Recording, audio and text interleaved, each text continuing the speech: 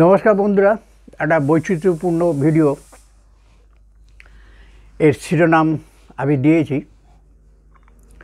এই সংসার জীবনেই সন্ন্যাস, এই সংসার জীবনেই ব্রহ্মচর্য, আর এই সংসারেই সন্ন্যাস। আমরা ব্রহ্মচর্য বা সন্ন্যাস বলতে গেলেই ভিড়মি খাই আগে থেকে। ব্যাপারটা সম্পর্কে আমরা কোনো খোঁজ নিইনি যে ব্রহ্মচর্য কাকে বলে। ব্রহ্মচর্য আর কিছুই নয়, একটু নিয়ন্ত্রণে থাকা, তাকেই ব্রহ্মচর্য বলছে। এর জন্যে আমাদের বেদ পুরাণে অনেক কিছু উল্লেখ আছে, বিশেষ করে রামায়ণ মহাভারত যে গল্পের কাহিনীর মধ্যে দিয়ে অনেক কিছু বিবরণ, সেই গল্পের মাধ্যমেই কিন্তু এই আধ্যাত্মিক এবং বিশেষ করে যে ষড়যোগ সম্পর্কে যেসব বলছি, এসব বিষয় নিয়ে কিন্তু সবই কিন্তু গল্পগুলো কিন্তু ওই যোগ বিষয়ক, ষড়যোগ বিষয়ক, আধ্যাত্মিক বিষয়। আমরা ঠিক অনুধাবন করতে পারি না, বোঝার চেষ্টা করি না। তাই আমাদের পূর্বপুরুষরা যে কত উন্নত ছিলেন, আমরা সে তুলনায় একদম কিছুই নয় তাদের কাছে। ঠিক আছে, এখন কথা হচ্ছে, এইবারে আসি কিছুটা সন্ন্যাস, কিছুটা ব্রহ্মচর্য। এই সংসারে থেকেই আপনি কিভাবে নিজেকে চালাবেন, সুখে থাকবেন, শান্তিতে থাকবেন, আনন্দে থাকবেন, সংসারও করবেন। অর্থাৎ এখানে আমরা ব্রহ্মচর্য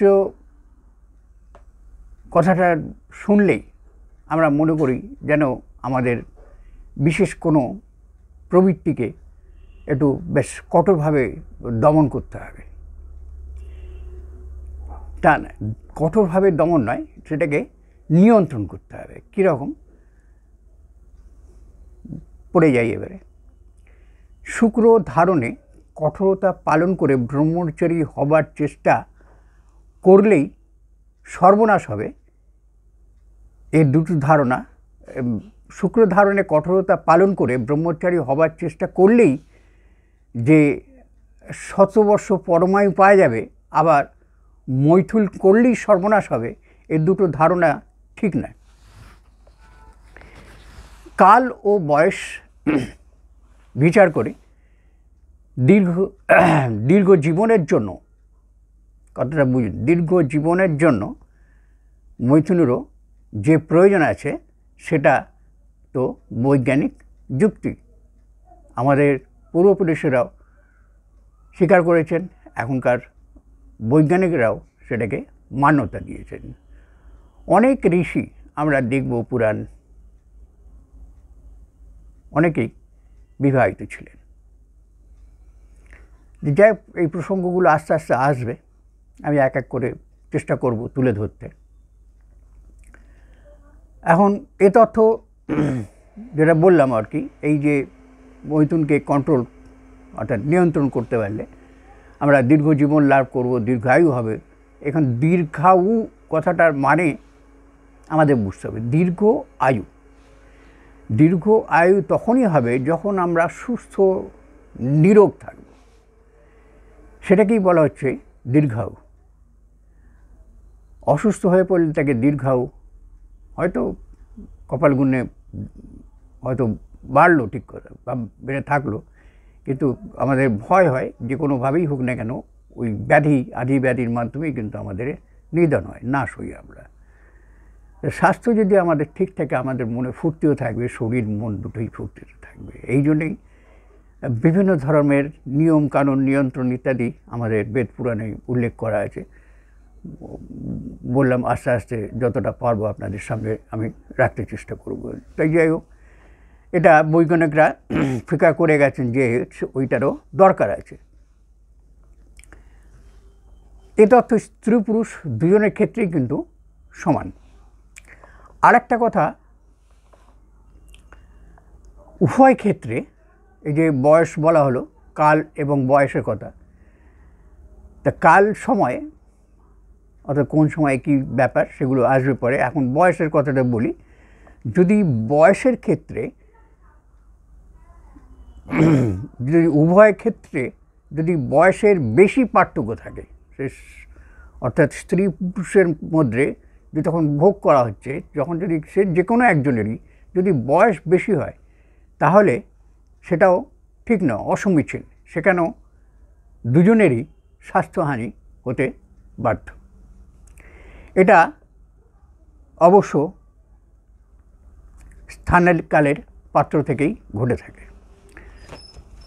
সাধারণত অতুল্য বয়স, অর্থাৎ তুলনামূলকভাবে একই বয়স যাকে বলে, সেই জন্য বলছে অতুল্য বয়সে স্ত্রী পুরুষ উভয়েরই বলহানি হয়।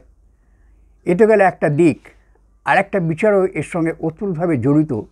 যেমন গ্রীষ্মে, এটা হচ্ছে কাল, ওই যে বললাম যে কাল, এটা বয়সের ক্ষেত্রে, এবারে সময় বা কালের ক্ষেত্রে আসছে যে গ্রীষ্মকালে মাসান্তে,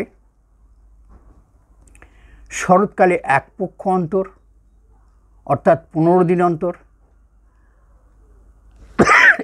এবং বর্ষায় সপ্তাহান্তে মিলনে ক্ষতি হয় না।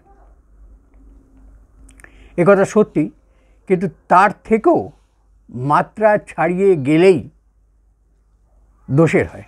তাহলে দেখা যাচ্ছে যে বয়সের বেশি পার্থক্যে দোষ, ঋতু বিচার করে না চললেও দোষ।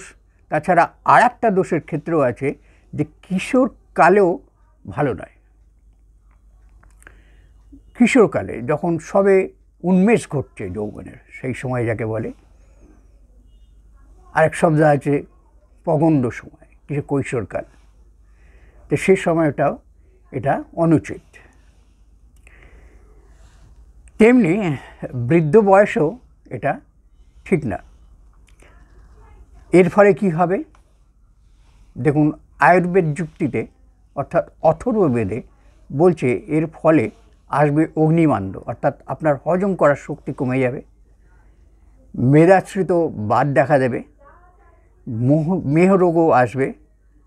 তবে সব ক্ষেত্রে নিয়ম বহির্ভূত চললেই সবচেয়ে বড় জিনিস সেটা হচ্ছে বল হানি হবে, অর্থাৎ আমাদের শক্তি ক্ষয় হবে, বলহানি যাকে বলে।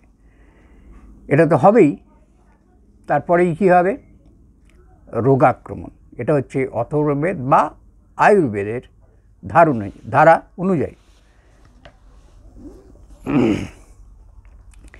এইবারে এতে গেল অথর্ববেদ বা আয়ুর্বেদ শাস্ত্রের ব্যাখ্যা। এবারে এক সিদ্ধ যোগী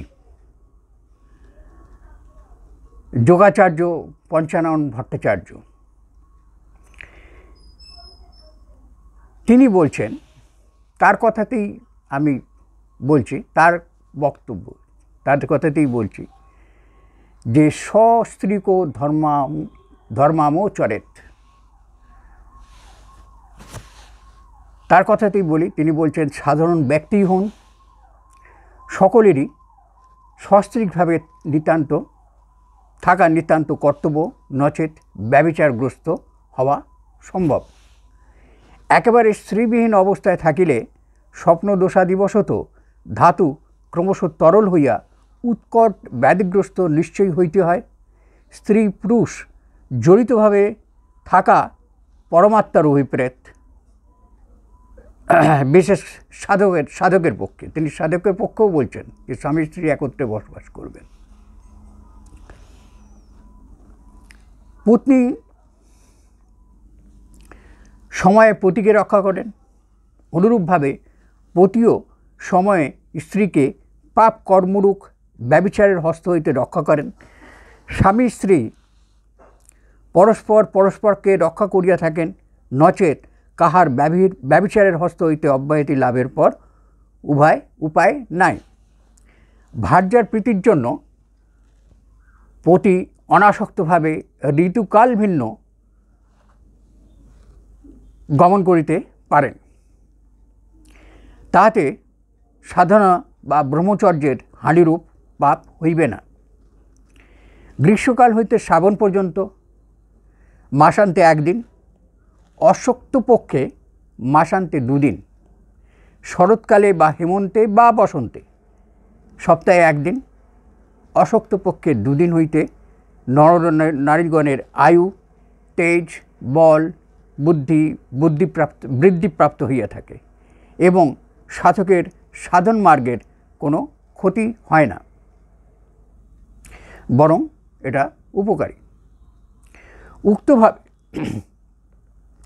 উক্তভাবে গমনে কোনো প্রকার স্বাস্থ্যভঙ্গের সম্ভাবনা থাকে না। নারী জাতি বদ্ধের কারণ নয়, নারী জাতির প্রতি আসক্তির সহিত ব্যবচারই বদ্ধের কারণ। স্ত্রীবিহীন অবস্থায় সাধকের সাধন সম্বন্ধে নানা প্রকার বিঘ্ন উপস্থিত হইয়া সাধন হইতে সাধককে বিচ্যুত করিবার সম্ভাবনা বেশি।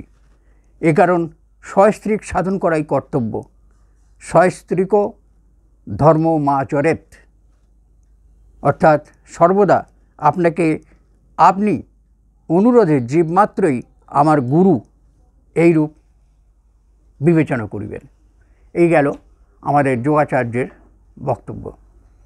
আগে আয়ুর্বেদের বক্তব্য বলেছি, এই যোগাচার্যের বক্তব্য বললাম। এমনি তো তাছাড়া আমরা জানি যে একটা প্রবাদ বাক্যে আছে যে মাসে 1 বছরে 12, এর কম যত পারো। তো বন্ধুরা,